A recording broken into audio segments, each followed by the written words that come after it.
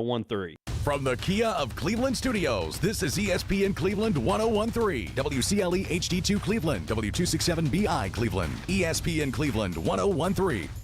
The top of the hour is presented by Best Buy Metals, making the top of your house the best it can be. Visit bestbuymetalroofing.com.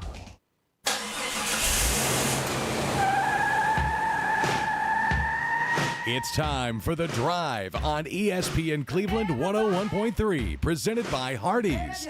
We will bring you nonstop sports news from the national and local scene and everything in between. So buckle up and join in on the conversation. It's The Drive.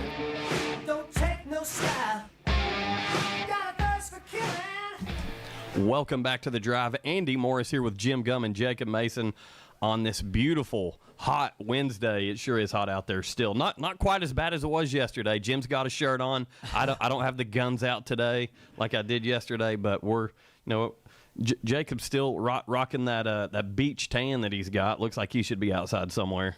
I lasted about like 20 minutes outside, and then my son's face started getting real red and hot, and I was like, it's probably time for you to go back inside, buddy. I was all right, but it was hot. You went to a ball game last night. Tell our listeners about that pretty cool event that took place last night. Yeah, for sure. So I'll pull it up. They select kids from like the greater Chattanooga area to represent a Tennessee team.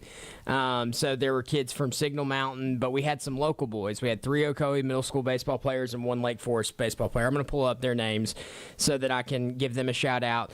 But then they pulled a bunch of kids from North Georgia as well. So like the Heritage, Ringgold, Gordon Lee, a lot of really historically good baseball programs both in middle school and high school, and they played a 9-inning game. And so the Tennessee team ended up winning 10-6. Kind of gave up a few runs there in the 9th inning. It was about a 10-3 ball game in my opinion, but Tennessee came out hot. Pitching was really great. Bats were hot. So, but yeah, I want to give them their recognition. So let me pull up their names. It's really the Lake Forest one that I've got to remember. His first name's Jaden. Okay, so you've got Caden Gilday, Ocoee, Will Parker, Ocoee, Jack DeFreeze, and then Jaden Bolin from Lake Forest. So represented our town really well. Jalen's bat was hot, had a couple hits. It was a great game. So really cool event that not a lot of people in our area knew about because it was hosted in Ridgeland at Ridgeland High School in North Georgia. Yeah, that's a big sport. Ridgeland down there. That's a big sports area. Hey, their facility was very, very nice. Turf, kind of a mini stadium. It was really nice. Have you guys ever noticed, and I know we're getting off subject before we get on a subject, how nice some of the athletic facilities are in Georgia? Yeah, I don't know what I don't know what they do. I was talking about that with Jonathan Mosley, another assistant coach. I'll give a shout out. John Wilson was one of the coaches in that game. Got selected to be a coach for that All-Star game. But we were talking about that on the way home. I don't know what they do with their taxes. I don't know what's different, but it seems that all of their facilities have turf and stadiums and things that are just miles ahead of really, we have the luxury of getting to travel to some really nice places in Tennessee to call ball games, and every Georgia stadium I've been to has been nicer than the nicest one I've been to in Tennessee. It's noticeable, and even the state of Alabama is the same way. They invest a lot of money in their facilities, their athletic facilities, and I've heard this through an AD that I know here in town. The guy's kind of a crazy dude over at Cleveland. We'll talk about him later on, but he had told me he had talked to some coaches and ADs from both of those states, and the way they do things down there to accomplish the goals of X amount of money to meet those facilities, the price tag of those facilities, if you will, is they set these taxes in place specifically for, let's just use Cleveland High School right down the road as an example here. If they want a new football stadium, listen, Benny Monroe, beautiful stadium, great stadium. Using this as an example, if they want to renovate, build a brand new Benny Monroe stadium, what they do, they put it up to vote for the community, and the community says, hey, listen, we're going to give 2 cents, a 2-cent tax to accomplish this in X amount of time. And as soon as that's accomplished, they get rid of it. A lot of the issue with that around here in our area is that you've seen these taxes, once they're voted in, they stick around, they stay there. Right. And so Georgia, Alabama, I don't know so much about Florida, but Florida's got some nice facilities as well. I think there's just people with the bank accounts to help fund them down there. But specifically Georgia and Alabama, what they do is they vote those into place. The people usually are very supportive because it is very low impact on everybody across the board, but everyone gets to benefit from it. The new tracks, new football stadiums, athletic facilities in general, arenas. It's really a neat thing that I wish the state of Tennessee would jump a little bit more on board with, because we're lucky here that Cleveland City schools, Bradley County schools, they invest a lot on their own to make sure that our student athletes have good facilities. Not everybody has the luxury of being able to do that. Well, we've got a guy named Alan Jones who's put a lot of money into the wrestling, and we've got some individuals that have contributed. But like you said, Jacob, you just go down there and you're like, wow, look at this practice facility for the football team. Look at this indoor batting cages for the baseball team, and it's really noticeable. Where's the nearest turf baseball field in our area? Full turf? Yeah.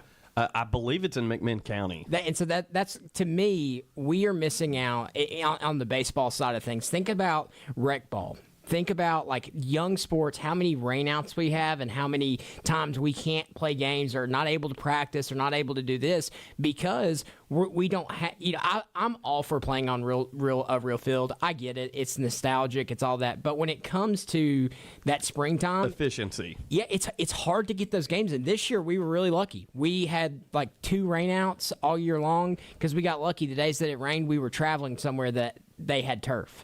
We traveled to Ray County, they had turf, and we traveled to CCS, and they had turf. But for the most part, there's been years where we've been able to get 9 games in a full season, and then we're all the way in May. I just think that really needs to be something as a town we talk about, at least having an option for some turf fields. Big time potential fundraiser, too. Well, yeah. And that's the reason I asked Rich Bazingo last week when we had him on. I said, hey, you got to have natural turf, you got to have, artificial turf.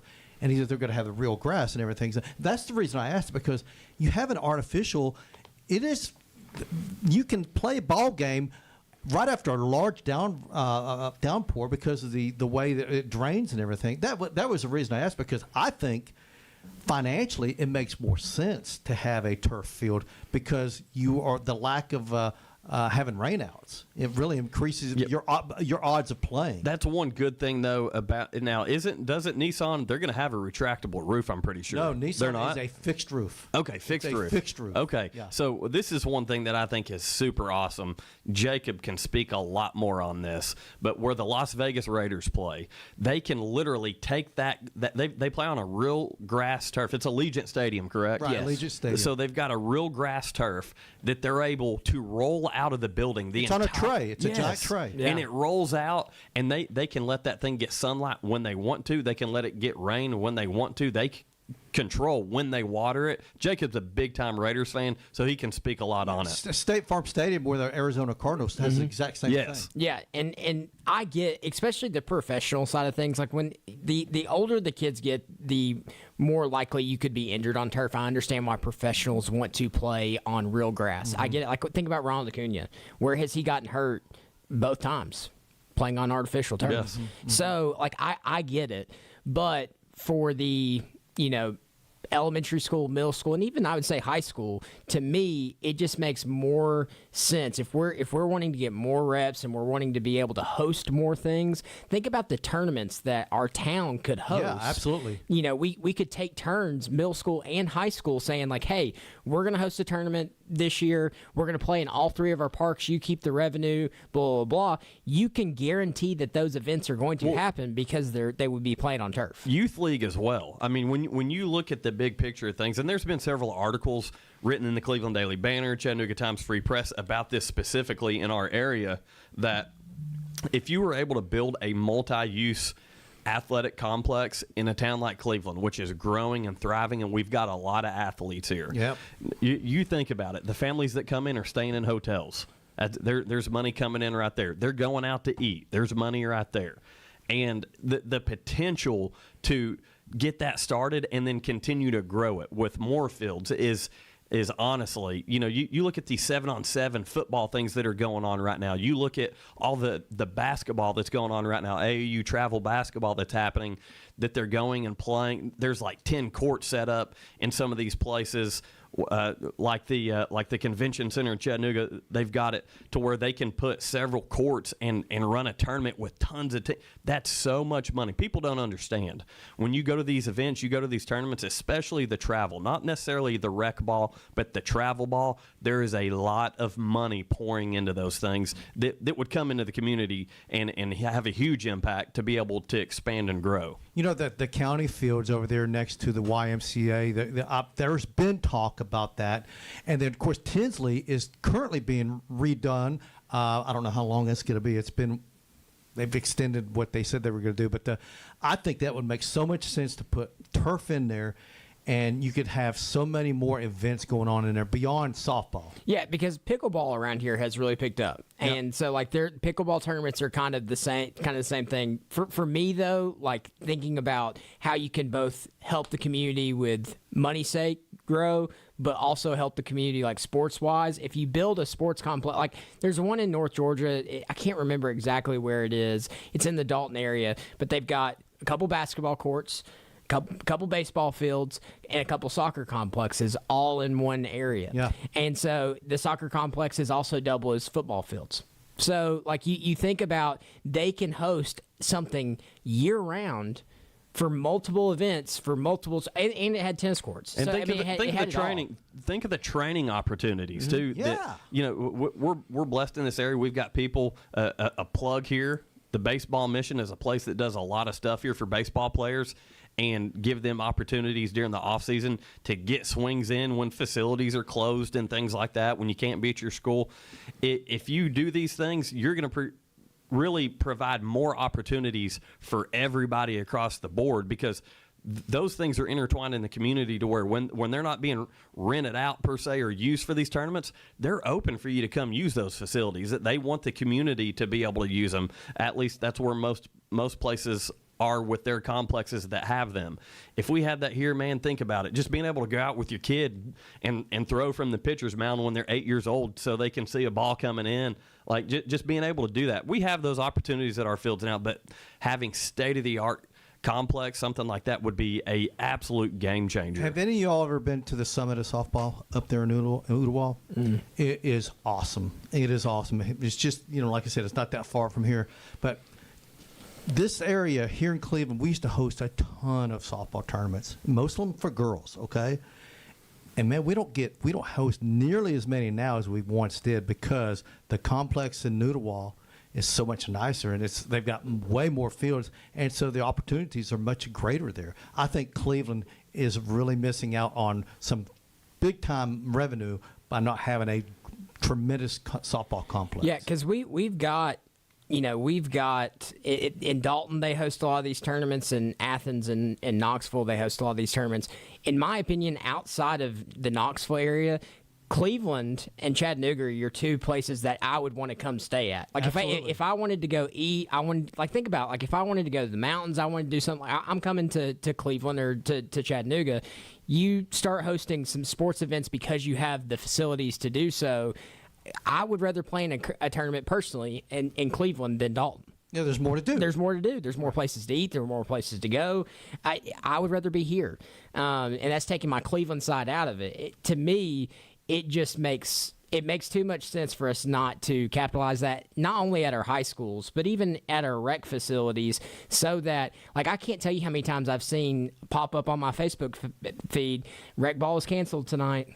And I'm like, listen, a lot of baseball games were canceled this spring. Yeah. A lot. And so I'm sitting here thinking, like, that's reps that, like, they're missing out on at 6, 7, 8, 9, some of the premier years of when they need to be getting those things. So I think it's an investment in the future of our athletes across every sport: softball, baseball, soccer, football, all of it. So I think it's something that we should really think about as a town. Yeah, I've heard a couple of rumblings where a lot of the area downtown where the old Maytag plant used to be, there was some conversation about maybe that being an area where you put a complex, and then also over at the bypass near the Coca-Cola plant, that area over there, which they've made that area so nice. When you talk about infrastructure, kind of deviating from sports a little bit here, that they've done a lot with that over there, so that accessibility to be able to put something like that there would be great. Endless opportunities between that, and would love to see something happen. Hey, listen, we do have a guest coming on here at 5:20, so we're going to take a quick break, our first break, and when we come back, Jim? Ross Dellenger from Yahoo Sports. We're going to talk to him about college football and the stuff going on around the sport itself. We'll be back after these messages. The Drive will be back after a quick timeout. Stay tuned for more nonstop sports talk on The Drive, presented by Hardee's. Hip or knee pain holding you back? There's a new reason to feel hopeful.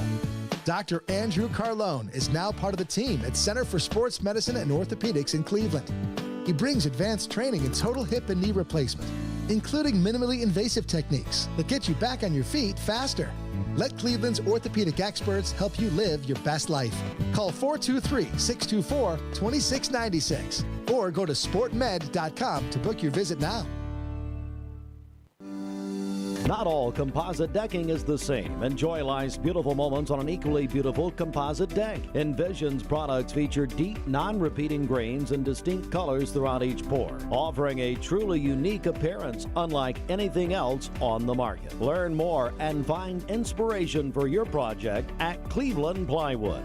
Cleveland Plywood Company, 2700 20th Street Northeast in Cleveland.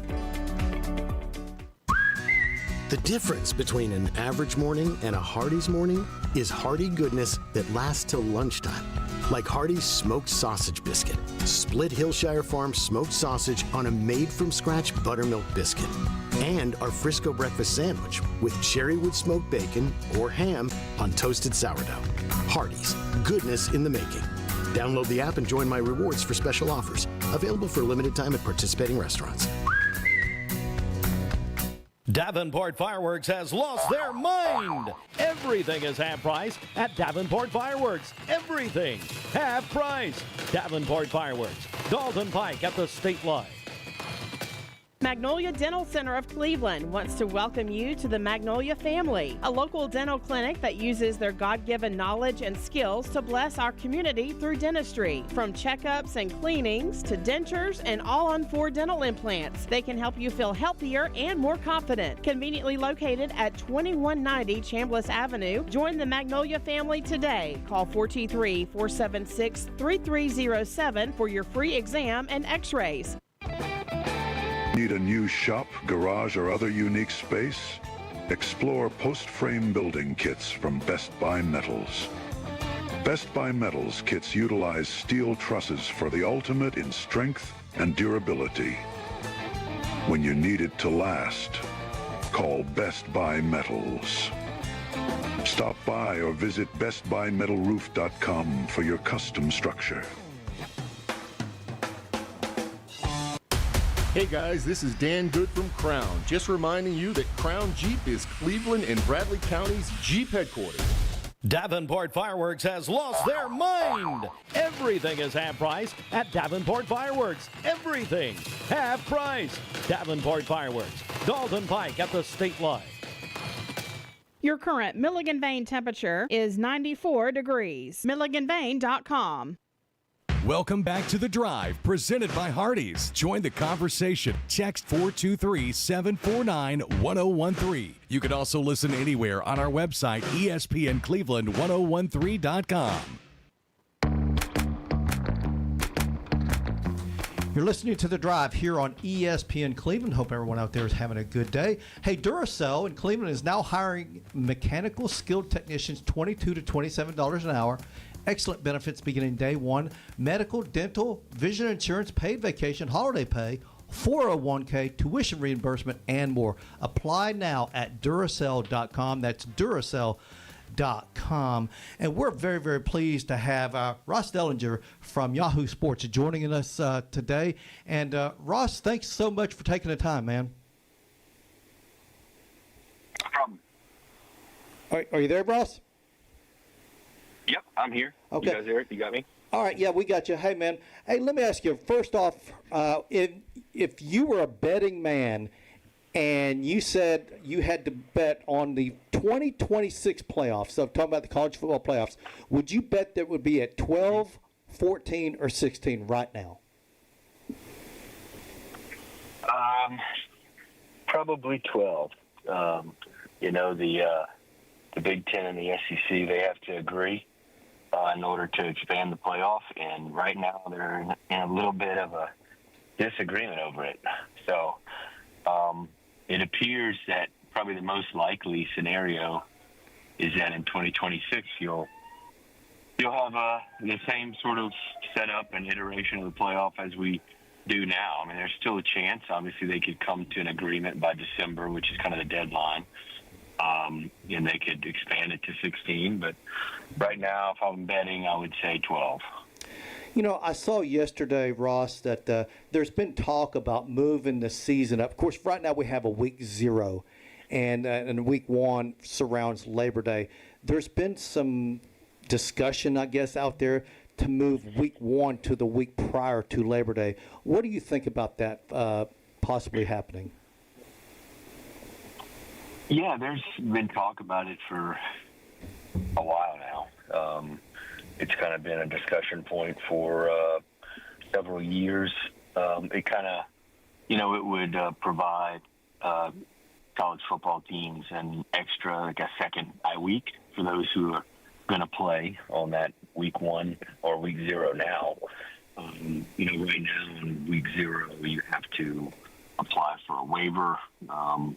You have to be granted a waiver, a special kind of waiver to be able to play. And so the thought is, can you just open that up to everybody week 0, and you just add a week to the year, and thus add a bye week, an extra bye week for those who want to play there. I don't know what the chances of that are passing. It's certainly being talked about, but it has been talked about, like I said, for several years. So I don't know if there seems to be a little more momentum behind it, especially with the expansion of the playoff and the addition of extra games with the 12-team playoff, and then potentially with 16 at some point. That I think there's a desire from some to have an additional bye week and then start that, the season a week earlier. Hey, Ross, Andy here, and just to kind of specifically talk about the SEC for a second. Obviously, 8-game schedule. Currently, they're talking about that 9-game potentially moving to that 9-game schedule. What are the rumblings that you're hearing on that? Well, it's been pretty quiet for now. I'm not sure that I expect, that decision to be made in the coming days. They have a little bit of a deadline to that. They probably would like it to be made by August at some point, a decision on 8 or 9 games. I think the AD room, and, to an extent, the coach's room remains split on it, on whether to add an 8th or 9th game. And I think that despite the kind of momentum toward that, that you've seen reported at.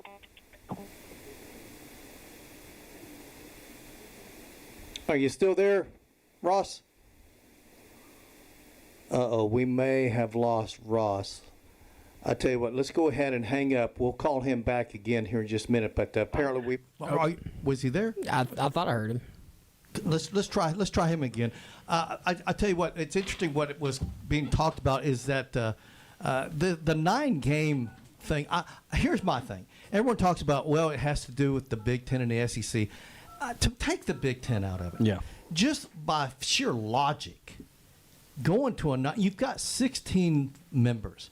Going to a 9th conference game, Andy, just makes too much sense not to do it. Yeah, because you don't want to go 5, 6, 7 years without playing an opponent, and that, unfortunately, that's the way it's going in the Southeastern Conference. You've got too many long gaps between series, like Georgia and Texas A&M. I mean, for crying out loud, just look at the lack of a series between them.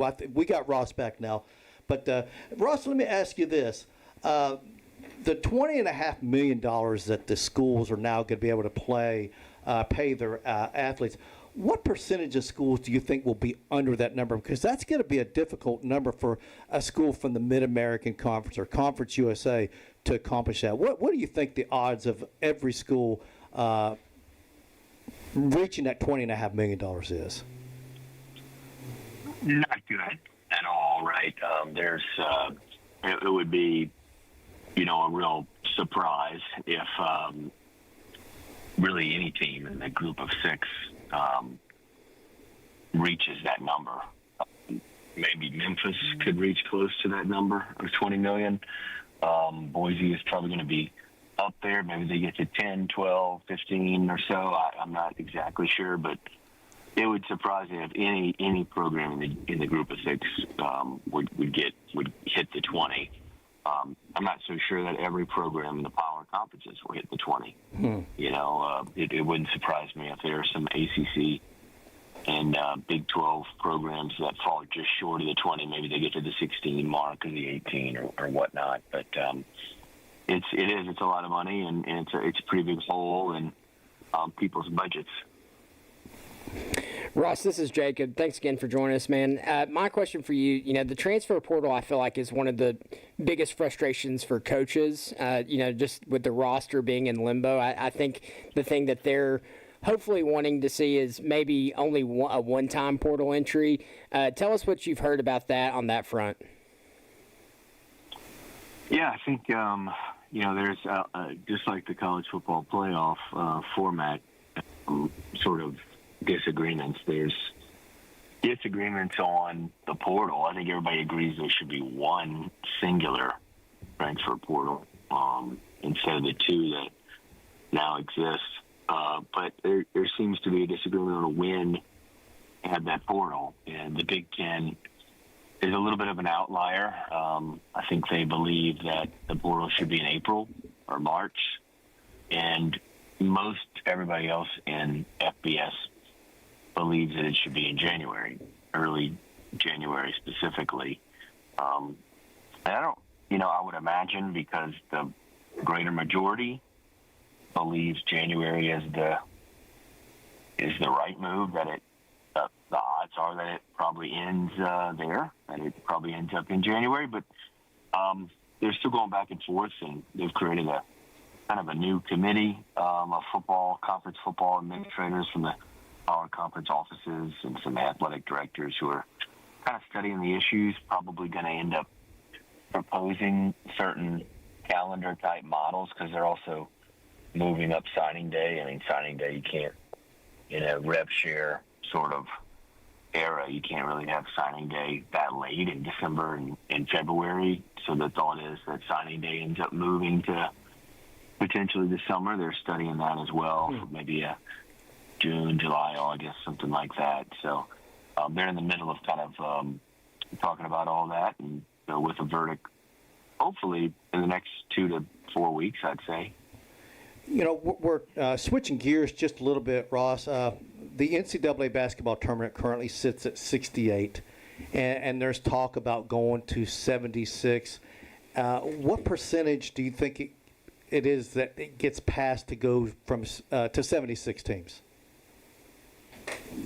Yeah, this has been kind of like a year-long topic. Actually, it was a year ago that we ended up breaking the news. We were in Naples, Florida, at the Conference Commissioner Association meeting every year, and they showed the commissioners the two brackets, a bracket with 76 and a bracket with 72, and that's kind of how word got out that this was serious. And so that was a year ago, and it hasn't, there's certainly been progress with media partners on talk of expansion, but not enough progress for it to be done. And Kelly Baker, the NCAA president, spoke to him a couple of weeks ago at an athletic administrator meeting down in Orlando, and he said that they got to decide by middle of August if they're going to expand for the next season, the 2026 tournament. And they're having good conversations with the TV partners, WBD and CBS. But those conversations obviously haven't been good enough, and they haven't agreed on enough in order to make it happen. I don't know where I would put it. Maybe a little over 50%, and that it does eventually expand. I just don't know if that's next year. Okay. We're talking with Ross Dellenger from Yahoo Sports, and we're talking collegiate athletics, mostly football, but a little basketball too.